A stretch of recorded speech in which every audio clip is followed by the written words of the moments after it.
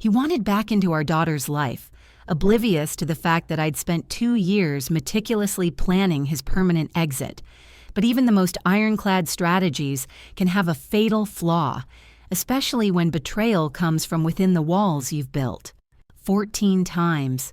This was the 14th time Mark had asked me, and each time his voice had that same manufactured tremor, that same pathetic pleading quality he'd perfected over years of getting his way. We were sitting in a sterile, too-bright coffee shop, the one halfway between my new life and the crater he'd left of our old one. He had insisted on meeting, using a string of urgent and life-or-death texts that I knew, from long and painful experience, meant he'd run out of money or patience with his latest girlfriend. "Just once, Sarah. That's all I'm asking," he whispered, leaning across the tiny table. He tried to reach for my hand, but I had learned to keep them wrapped around my warm mug of tea, a porcelain shield. He smelled the same, a faint mix of cheap cologne and desperation. His hair was a little thinner, the lines around his eyes a little deeper, but the eyes themselves were identical. They were black holes, designed to pull you in and extinguish your light. They used to work on me. "Just once," he repeated, his voice cracking on cue. "I just want to see her, to be there for her birthday. She's turning 5. 5, Sarah. I've missed all of them. Don't you think that's punishment enough?"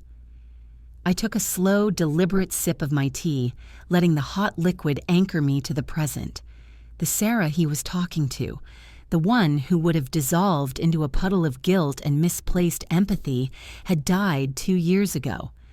I had held her funeral in the sterile silence of a lawyer's office, buried her under a mountain of paperwork, and planted a garden of boundaries and self-respect on her grave. The woman sitting across from him now was someone else entirely, someone he didn't know, someone he couldn't manipulate. While he continued his performance, a highlight reel of our shared history flickered behind my eyes. Not the curated, Instagram-worthy moments he liked to bring up, but the real ones.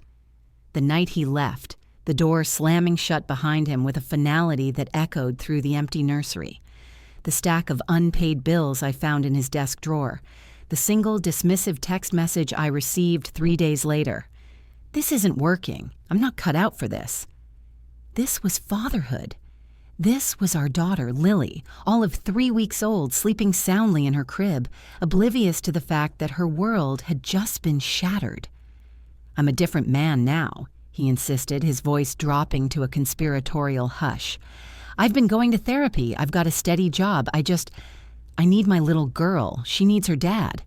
I almost laughed. It was a bitter, ugly sound that I swallowed before it could escape. He didn't need Lily. He needed an audience. He needed a prop for his redemption story, a shiny little girl he could parade around to prove he'd changed. He needed forgiveness without the inconvenient work of earning it. While he spoke, my mind's eye wasn't on him. It was on my calendar. Not the simple paper one on the fridge, covered in Lily's crayon scribbles and school reminders. I was picturing the other one, the one that lived on a password-protected app on my phone. It was a masterpiece of meticulous planning, a 2-year roadmap I had designed the week after he left. I called it Project Phoenix. It was color-coded, cross-referenced, and detailed down to the hour. It wasn't just a schedule. It was my Bible, my Constitution, the blueprint for rebuilding my life from the ashes he'd left behind. Day 1, change all locks and passwords. Week 2, open new individual bank account, transfer savings. Month 1, first therapy session for me. Month 3, secure full-time daycare for Lily, return to work. Month 6, consult with divorce attorney. File for sole custody. Month 9, block Mark and all mutual friends who serve as his spies on social media. Year 1, day 365, celebrate 1 year of freedom with Lily. Trip to the beach. Year 2, month 4, reach target goal for emergency fund. Year 2, month 8, first date. Year 2, month 11, introduce Lily to James. every single step, every painful, terrifying, or triumphant milestone was documented. It was a tangible record of my progress, a fortress of foresight and planning built one day at a time. It was the reason I could sit here, calm and composed, while the ghost of my past tried to haunt me. "Sarah, are you even listening to me?" Mark's voice snapped me back to the coffee shop. His face was a mask of frustration. My silence was thwarting him. The old Sarah would have been babbling apologies by now, trying to soothe his ego. I finally lowered my mug, placing it on the saucer with a soft click. I met his gaze, my own eyes clear and steady. "I'm listening, Mark. I always listen. The answer is the same as the last 13 times. No." His face crumpled. The anger was coming now, the mask of the penitent sinner slipping to reveal the petulant child underneath. "Why are you being so cruel? What kind of mother keeps a child from her father? It's her birthday. Do you want her to grow up hating you for this?" The threat hung in the air between us, thick and toxic. He was weaponizing our daughter, the one thing in the world that mattered to me. He thought he'd found my weak spot. He was wrong. He wasn't aiming at a weakness. He was aiming at the strongest part of my armor, the part I had spent 2 years reinforcing. Without breaking eye contact, I slowly reached into my purse and took out my phone. My thumb moved with practiced ease, unlocking the screen and opening the calendar app. I tilted the phone towards him, the screen glowing with the intricate grid of my life. He squinted at it, confused. "What is that? Your social schedule? Are you trying to show me how busy you are?" "No," I said, my voice dangerously quiet. I scrolled forward through the months, past neatly scheduled dentist appointments, play dates, and work deadlines. I scrolled all the way to next month, to the date he was so fixated on, Lily's 5th birthday. I stopped there and zoomed in on the entry I had made for 10:15 a.m. that day. I tapped it and the full description popped up. Then I pushed the phone across the table so he could read it clearly. His eyes scanned the screen. I watched as the confusion drained from his face, replaced by a wave of disbelief, then dawning horror. His skin went pale, and his jaw fell slack. The entry wasn't for a birthday party or a trip to the zoo. It was a legal appointment, one I had booked 6 months in advance. The words on the screen were simple, clinical, and more devastating to him than any screaming match could ever be. They read, 10 a.m., courthouse. Finalize Lily's step-parent adoption. The silence in the coffee shop stretched for a full 10 seconds, a thick, suffocating blanket punctuated only by the distant hiss of the espresso machine. For the first time in our entire history, Mark was utterly speechless. He stared at the glowing screen of my phone as if it were a venomous snake poised to strike. The carefully constructed mask of the sad, repentant father had shattered, and beneath it was something raw and ugly. His knuckles were white where he gripped the edge of the table. Adoption?" he finally stammered, the words catching in his throat. He looked up at me, his eyes wide with a frantic, uncomprehending rage. "You can't! You can't be serious. This is a joke, a sick, twisted joke to punish me." I calmly pulled my phone back across the table, closed the app, and slipped it back into my purse. My movements were slow and deliberate, a stark contrast to the frantic energy radiating from him. "It's not a joke, Mark," I said, my voice level.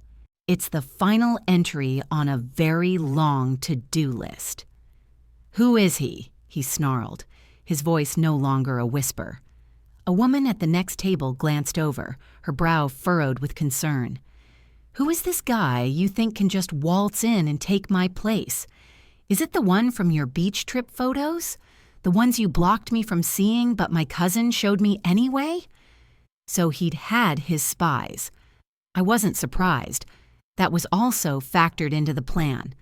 "His name is James," I said, refusing to be baited. "And he isn't taking your place. You left your place vacant. He's simply the man who stepped up to fill it.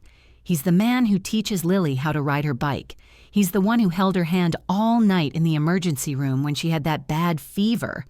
He's the one who gets up with her at 6 a.m. to watch cartoons so I can sleep in on a Saturday. He's been her father in every single way that counts for the last 18 months. Each word was a precise, calculated dart, and I watched them hit their mark. Mark flinched as if I'd physically struck him. The color rushed back into his face, a blotchy, furious red. "You have no right," he hissed, slamming his palm flat on the table. The coffee cups jumped and my tea sloshed over the rim of the mug. "I am her father. I have rights." "No, you don't," I stated, my voice dropping but gaining an edge of steel. "You have obligations, which you've ignored. You had rights, which you forfeited. I have a file, Mark, a thick one. It has every email you ignored, every certified letter you refused to sign for, every missed child support payment documented by the state. It has a sworn affidavit from your own mother detailing how you told her you couldn't handle the pressure and were moving to start over. In the eyes of the law, you abandoned her, willfully and completely. James adopting her is just a formality.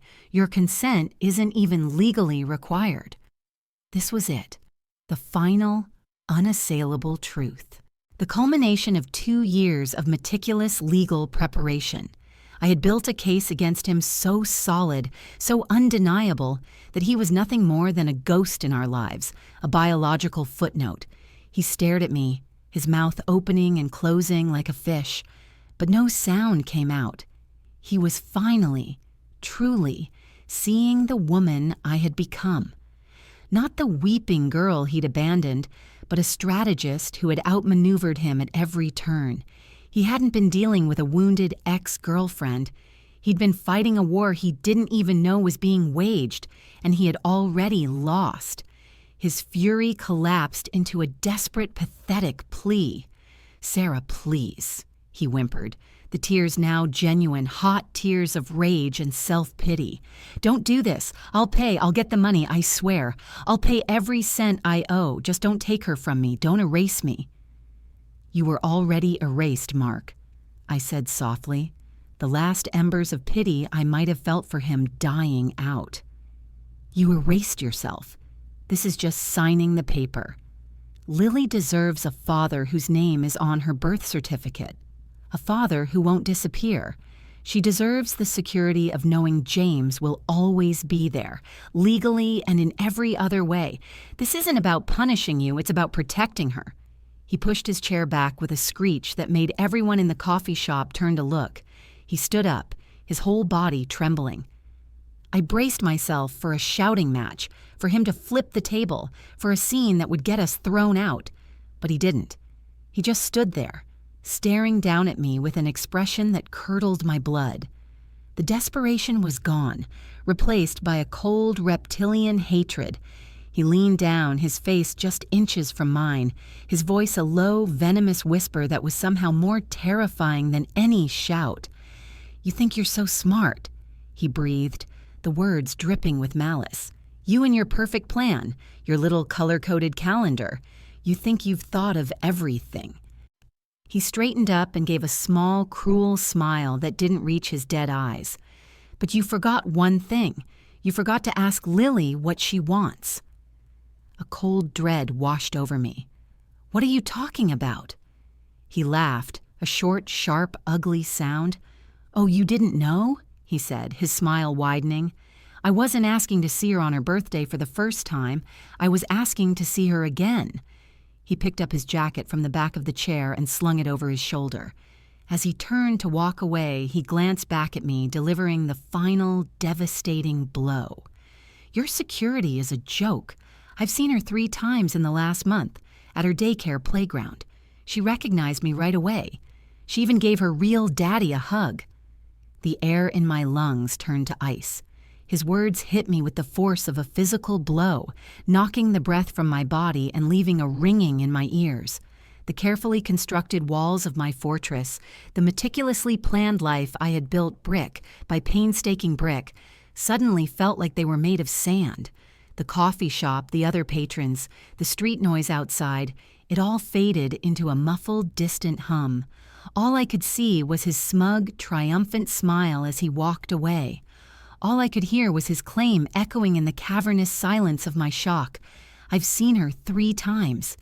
My hands started to shake, a violent tremor that rattled the cup in its saucer. I fumbled for my wallet, my fingers clumsy and numb, and threw a $20 bill on the table without looking. I had to get out of there.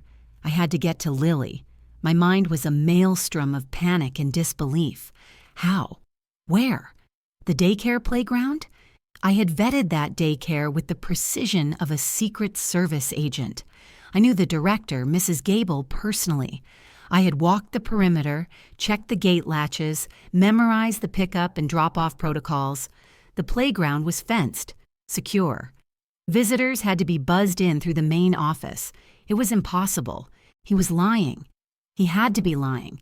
It was just one last desperate attempt to hurt me, to shatter my composure.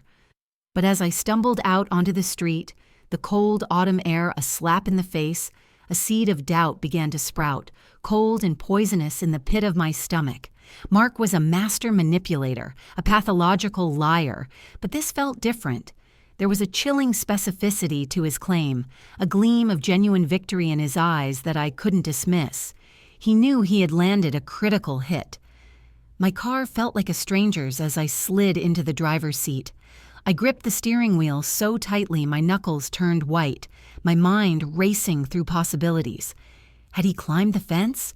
Had he bribed a staff member? Had he simply waited outside the gates, catching her attention through the chain link? The image of my sweet, innocent Lily running to the fence to talk to a man I'd framed in her mind as a distant figure from before made me physically sick. A man whose photo she'd only seen once, when she was old enough to ask why she didn't have a daddy like her friends. I had told her a gentle, age-appropriate version of the truth, that her first daddy wasn't ready to be a father, but that James was, and he loved her more than anything. She recognized me right away, he had said. Had she? Would a 5-year-old recognize a man she hadn't seen since she was an infant? Maybe. Maybe there's some primal, biological tether that even I couldn't sever. Or maybe someone had helped. My blood ran cold. My calendar, my perfect plan. It detailed my life, but it also detailed the lives of those closest to me. Mutual friends I had cut off. And family. My family. My mother. She had always maintained a cautious neutrality, a tightrope act of supporting me while quietly mourning the loss of the son-in-law she had once adored. She thought I was too harsh, too unforgiving. She would send me articles about the importance of co-parenting. He's still her father, Sarah, she'd say gently over the phone. Had her gentle nudging turned into active sabotage? Had she shown Lily recent pictures of Mark? Primed her to recognize him? By the time I pulled into the daycare parking lot, my panic had crystallized into a cold, hard fury. It was only 2 p.m. The kids were still napping. I strode into the reception area, my heels clicking an angry rhythm on the linoleum floor. A young aide looked up, startled by my abrupt entrance. "I need to speak to Mrs. Gable. Now," I said, my voice tight and strained. Mrs. Gable, a kind, grandmotherly woman with salt and pepper hair, came out of her office immediately, her face etched with concern at my expression. "Sarah, dear, is everything all right? You look like you've seen a ghost." "Worse," I said, my voice trembling slightly. I took a deep breath to steady myself. "I need to know your visitor protocol for the playground, specifically during outside time. Is it possible for an unauthorized adult to have contact with a child?" Her expression shifted from concern to professional alarm. "Absolutely not," she said firmly. "The playground is completely enclosed. The only gate leads directly back into the building and is always locked from the outside. No one gets near those children without coming through this office and showing ID. Why do you ask?" I told her. I relayed Mark's claim, every venomous word of it. As I spoke, her face grew pale. She shook her head, her denial firm. "Sarah, I can assure you that man has not been on these premises. I would know. My staff would know. It's impossible." I wanted to believe her. I desperately wanted to. But Mark's confidence, the chilling certainty in his voice. Could he have spoken to her through the fence? I pressed. The one that backs onto the public park? The park fence is covered with a privacy screen, she countered, though a flicker of uncertainty now crossed her face. And there's a thick row of hedges. A teacher is always stationed in that zone. They would have noticed someone loitering. She paused, then her eyes widened slightly. Let me check the security footage.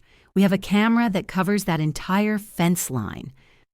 She led me into her small, cluttered office and turned to her computer. My heart pounded against my ribs as she clicked through menus, her mouse moving with agonizing slowness. She pulled up the archives, selecting the dates from the past month. When did he say this happened? She asked. I realized I didn't know. He had just said 3 times in the last month. Just look for anything, I whispered, my eyes glued to the screen. She started scrolling through the sped-up footage. It was a grainy black and white feed showing the back fence. Hours of footage blurred past kids running, teachers watching, shadows lengthening and shortening. It all looked perfectly normal, perfectly mundane. A wave of relief began to wash over me. He was lying. It was a sick, cruel lie, and I had fallen for it. I felt foolish, my panic ebbing away. Wait, Mrs. Gable said suddenly, her voice sharp. Go back. She rewound the footage from the previous Tuesday. She slowed it to normal speed. We watched as the children, including Lily in her bright pink coat, played near the sandbox. A teacher, Miss Amy, stood nearby, her attention momentarily diverted by a small boy who had fallen. And then I saw it. A subtle shift in the hedges. It wasn't a person, not clearly. It was just a patch of darkness that seemed to move. Then Lily, who had been digging in the sand, suddenly looked up, her head cocked as if she'd heard something. She stood, dropped her pail, and walked directly towards the fence, towards that dark patch in the hedges.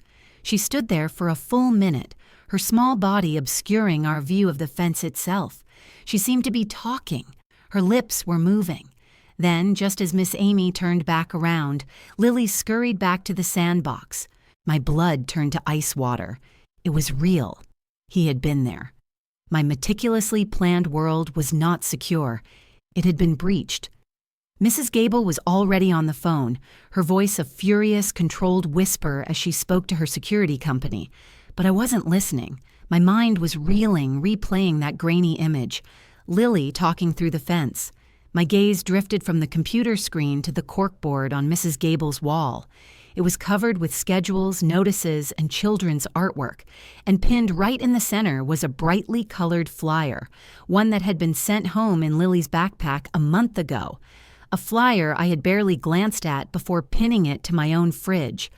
My eyes zeroed in on the headline, and a new, more profound wave of horror washed over me, so intense it made me dizzy. The flyer was an announcement for the daycare's annual Grandparents' Day, an event where registered grandparents could visit, have lunch, and watch the children play. An event I had told my mother she was welcome to attend. An event that had taken place last Tuesday. My mother. The realization didn't just dawn on me, it crashed down with the force of a tidal wave, sweeping away all other thoughts, all other fears. Grandparents' Day. My own mother had been inside the daycare. She had been on the playground. She had a signed permission slip, an open invitation, and a key, not a physical key, but something far more potent. My trust. The image on the security camera replayed in my head, but now with horrifying new clarity. The dark patch in the hedges wasn't Mark trying to peer through. It was his shadow. He hadn't needed to breach the fence. My mother had opened the gate for him. Mrs. Gable, I said, my voice eerily calm, the eye of my internal hurricane. Can you check the sign-in sheet for Grandparents' Day last Tuesday? She was still on the phone, but she glanced at me, her brow furrowed. She put the call on hold, her expression questioning my strange request. Of course, she said, pulling a binder from a shelf.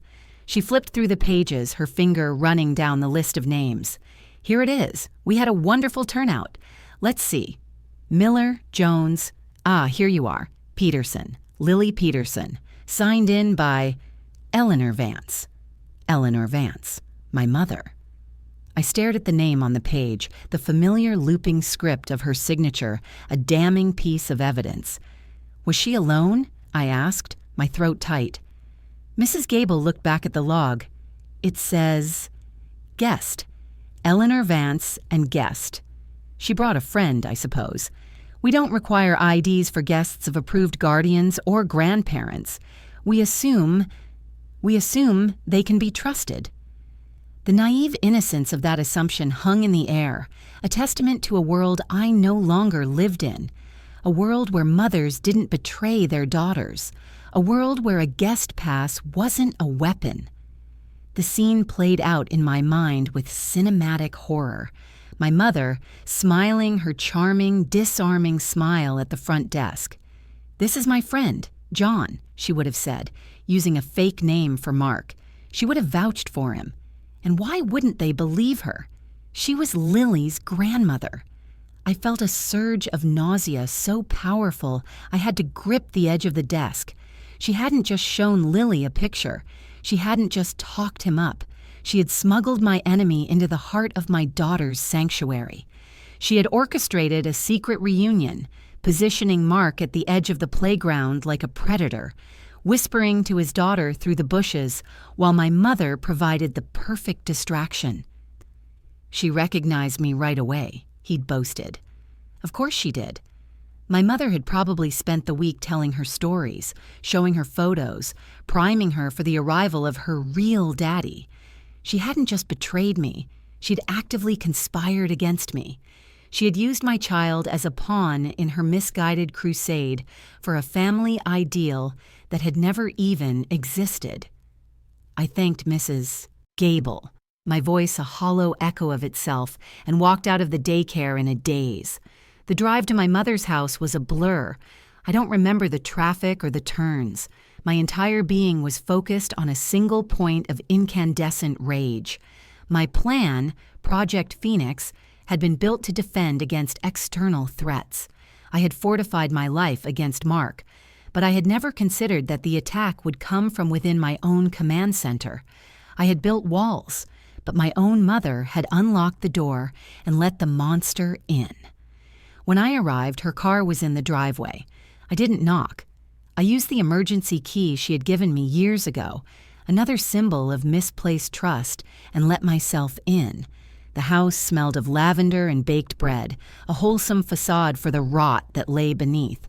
She was in the kitchen, humming to herself as she kneaded dough on a floured countertop, the very picture of domestic innocence. She looked up, startled as I stormed in.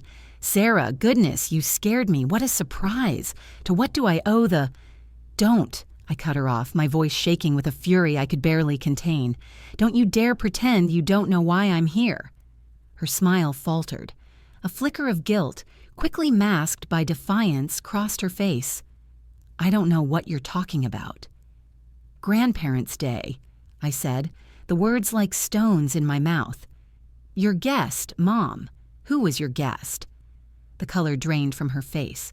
She wiped her floury hands on her apron, a nervous, fluttering gesture. "It was just a friend from my book club, a lovely gentleman who— Was his name Mark?" I snarled, stepping closer. "Did this lovely gentleman from your book club happen to be the man who abandoned his newborn daughter? The man who hasn't paid a cent in child support? The man I have spent the last 2 years legally and emotionally erasing from our lives?" She shrank back, her eyes welling up with tears. The weaponized tears of a manipulator caught in the act. "He just wanted to see her, Sarah," she whimpered. "He's changed. He's so full of regret. He deserves a chance. A child needs her father."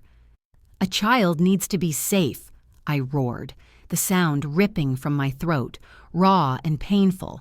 "A child needs stability. She has a father. His name is James. The man you've been systematically undermining because he isn't the one you picked out for me. You went behind my back. You lied to the daycare. You exposed my daughter to him without my knowledge or consent. You put her in danger." "It wasn't danger," she cried, her voice rising to a hysterical pitch. "It was a beautiful moment. You should have seen her face, Sarah. She knew him. There's a connection there that you can't just erase with your spreadsheets and your lawyers. That was it, my calendar, my plan. She saw it as a cold, sterile system, a rejection of her sentimental, destructive worldview. She had decided my judgment was flawed, and she had taken it upon herself to correct my course. "What did you tell her?" I asked, my voice dropping to a deadly whisper. "Before you brought him. What did you say to make her recognize him?" She hesitated, twisting the fabric of her apron. I told her that her first daddy was very sad that he had to go away, but that he loved her very much and wanted to see her. I showed her some pictures so she wouldn't be scared. The betrayal was absolute, a clean, deep cut to the heart. She had poisoned the narrative I had so carefully crafted to protect Lily. She had planted a seed of confusion and longing in my daughter's mind, all to satisfy her own romantic notion of forgiveness. I looked at her, this woman who had given me life and then ripped apart the one I had built for myself. The rage was still there, but beneath it was a profound, bottomless grief. The mother I thought I had was gone, replaced by a stranger whose judgment I could never trust again. I knew in that moment that she was as much of a threat to Lily's stability as Mark was, maybe more, because she wore the disguise of love. "Get your things," I said, the words cold and final. She looked at me, confused. What are you talking about?" "You're coming with me," I said, pulling out my phone. My hands were steady now, my purpose clear. My original plan had a fatal flaw, a blind spot. It was time to add a new entry to the calendar. "We're going to my lawyer's office right now." "Your lawyer? Why?" she asked, her voice trembling. I looked her straight in the eye, my face a mask of stone. "Because you're going to sign an affidavit detailing exactly what you did. You're going to be my star witness in the motion I'm filing tomorrow morning." "What motion?" she whispered, her face ashen. "A restraining order," I said, "against both of you." My mother stared at me, her face a canvas of disbelief and horror. The words, restraining order, hung in the air of her lavender-scented kitchen like a toxic fog. For a moment I saw a flash of the strong, indignant woman I knew, the one who would have scoffed and called my bluff. But it was gone in an instant, replaced by the panicked realization that I was not bluffing. The cold finality in my voice was a language she had never heard from me before, but she understood it perfectly. "You can't," she whispered, shaking her head. "Sarah, you can't do that to your own mother. I love Lily. I would never hurt her." "You already did," I said, my voice devoid of emotion. I was looking at her, but I was seeing the 2 years of struggle, of sleepless nights, of painstaking effort she had just invalidated with her reckless sentimentality. "You hurt her by lying to her. You hurt her by confusing her. You hurt her by prioritizing the feelings of the man who abandoned her over her own well-being and security. You and Mark are two sides of the same coin. He's actively selfish, and you're passively selfish. The end result is the same. Lily gets hurt, and it stops today." The fight went out of her. She slumped against the counter, her flour-dusted hands leaving white prints on the dark wood. The tears came again, but this time they were quiet tears of defeat. She knew I had her. She knew that what she had done, conspiring to give an unauthorized adult access to a child at a licensed daycare facility, was not just a familial betrayal, but a serious legal liability. She had made herself an accessory. The meeting with my lawyer, a sharp, no-nonsense woman named Ms. Albright, was brutal. I made my mother recount every detail, the phone calls with Mark, the plan they concocted, the lies she told at the daycare, the words she used to prime Lily for the meeting. Ms. Albright listened impassively, taking notes. When my mother finished, dissolving into a puddle of renewed sobs, the lawyer turned to me. "This is a gift, Sarah," she said, her voice crisp. "A horrible, painful gift, but a legal gift nonetheless. His direct violation of the daycare's security protocols facilitated by a co-conspirator constitutes endangerment. This affidavit, signed by your mother, makes the adoption an absolute certainty. No judge will even entertain an objection from him now, and the restraining order will be granted without question. My mother signed the papers, her hand shaking so badly her signature was barely a scribble. I drove her home in silence. As she got out of the car, she turned to me. Her face aged a decade in a few hours. "Will I ever see her again?" she asked, her voice a broken whisper. "I don't know," I said honestly, and the truth of that statement was a heavy weight in my own chest. The restraining order will be for 1 year. After that, we'll see. Trust is a fragile thing, Mom, and you just shattered it. I drove away without looking back, leaving her standing alone in her driveway. It felt like another funeral. The next few weeks were a blur of legal activity. As Ms. Albright predicted, the temporary restraining order was granted immediately. Mark was served at his new, steady job, a detail I'm sure he appreciated. He tried to fight it, of course. He hired a cheap lawyer who blustered about parental rights and grandparent alienation. But when Ms. Albright produced my mother's signed affidavit, the judge's face hardened. The order was made permanent for 1 year. He wasn't allowed within 500 feet of me, Lily, our home, or her daycare.